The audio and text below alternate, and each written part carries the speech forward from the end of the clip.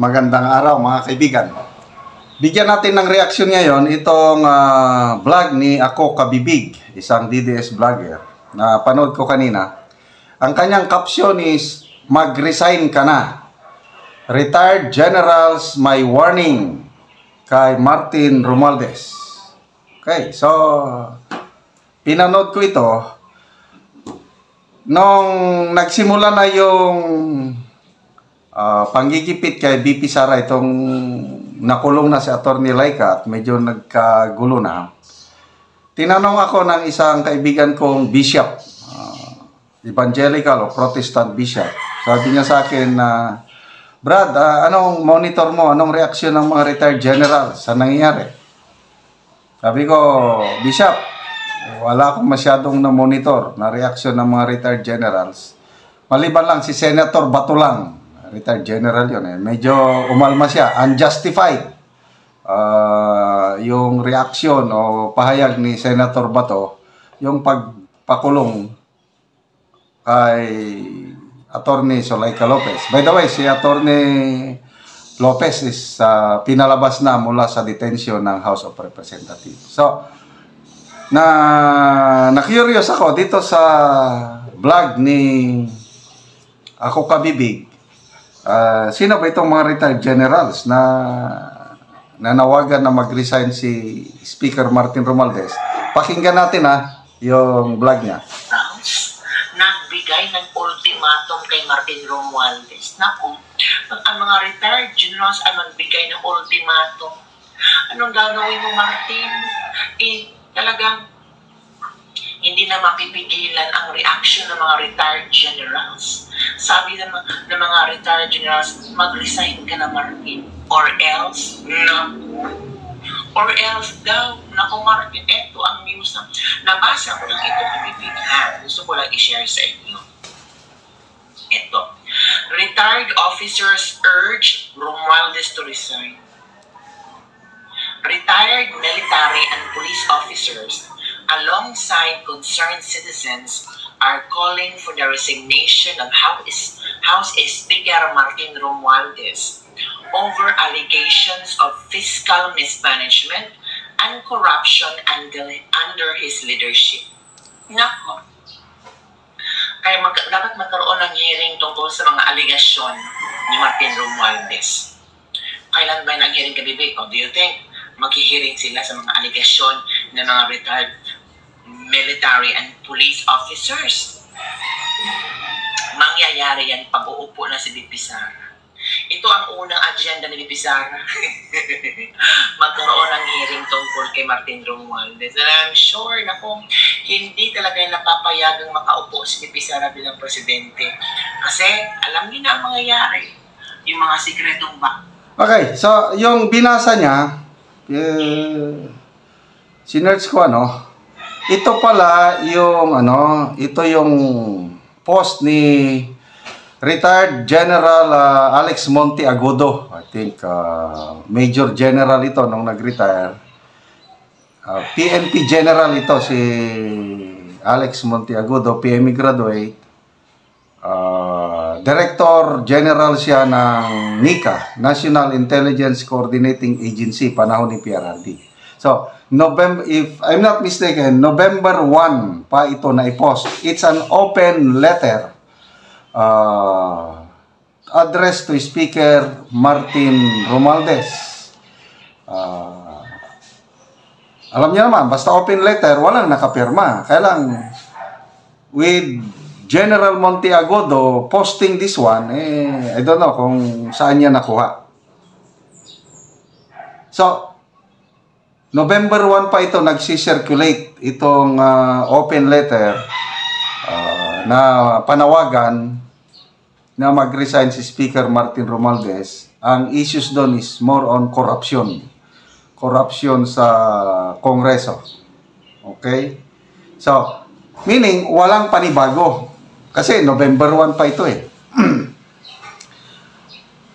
Si retired AFP Chief of Staff General Dionisio Santiago, siya ang bagong siya yung bagong in-interview ng I think teleradyo, ABS-CBN radyo ito. sabi niya, kaming mga retired, ano na kami? Wala na kaming influence. So, yun po ang gusto kong i-highlight. Once na retired ka na, wala ka nang masyadong power o influence o wala na. Kaya pwede hanggang salita lang, hanggang post na lang. Kaya lang yung makaka-apekto pa sa panggobyerno, wala nang masyadong asim basta retired. So ang determining factor dito are the active, yung nasa serbisyo pa sila, yung ano. So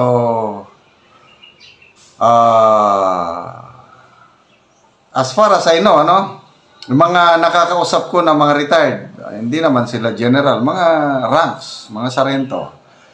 Medyo dismayado sila sa mga pangyayari. Lalo na dito sa Mindanao, na kung saan maraming suporta kay President Duterte, Vice President Inday Sara. Marami ang nagsisimpatize sa mga Duterte dito sa Mindanao. Kitang-kita naman yan sa mga surveys. Napakataas ang rating ni VP Sara pagdating sa Mindanao. Trust and satisfaction rating. Kaya yung mga nakakausap kong retired, nagbo-voice out lang sila ng kanilang pagka-dismaya na bakit ginigipit ang mga Duterte. Okay? Bakit ginigipit ang mga Duterte? Ganun lang. So, understandably, ang mga retired, katulad ko, malaking pagtanaw na utang na loob kay President Duterte dahil nung in-increase niya ang sweldo ng mga active nung panahon niya, I think 2016. Pag upo niya, increase kaagad. 100% increase. Grabe. So, kaming mga retired, kasama kami sa increase. Kaya, ang laking bagay nun. Kasi kung walang Duterte na nag-increase ng sweldo ng active na pulis at sundalo, maliit lang sana ang pension ko ngayon. Katamtaman lang na para mabuhay kaming mag-asawa. Kaya lang dahil sa ginawa ni PRRD, na doble, medyo abundansya. Hindi naman sobra-sobra, abundansya lang. So, ulitin ko ang mga retired, wala nang masyadong magagawa. Hanggang salita na lang. Ayan, yung sina Colonel Mitran, retired na rin yun, vlogger. Si Captain Dado, yun ang talagang very vocal critic ng Marcos administration, supporter ng mga Duterte. Kaya lang, hindi siya retired, si Captain Dado. Resigned. Maaga siyang umalis sa serbisyo dahil marami siyang frustrations. Panahon ni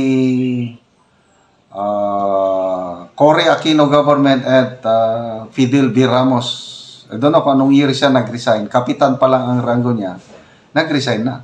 Alam kung hindi nag-resign si Captain Dado, baka naabot niya yung retirement age niya, baka pinakamababang ranggong maabot niya is 2-star general sa tingin ko. Kasi siya yung baron ng Class 83 sa PMA.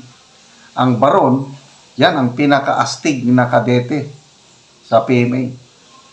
Yung Class 83, yan ang pinaka-astig na class. Bakit? Sa PMA, nakaproduce sila ng 4 na chief of staff sa AP. Yan lang ang klase na mayroong ganyan. Tapos ang daming general sa kanilang klase. Ang chief of staff ng class 83, pinakauna si General Erebere. Sumunod, General Bisaya, General Anyo, General Miranda. 4. Tapos ang dami pang ibang general. Kaya kung nagtuloy lang sa serbisyo yon si Captain Dado, dahil siya yung baron, pinaka-the best among the cadets, 2-star ang pinakamababa. Kaya lang maagang nag-resign dahil very idealistic si Captain Enrique Dado.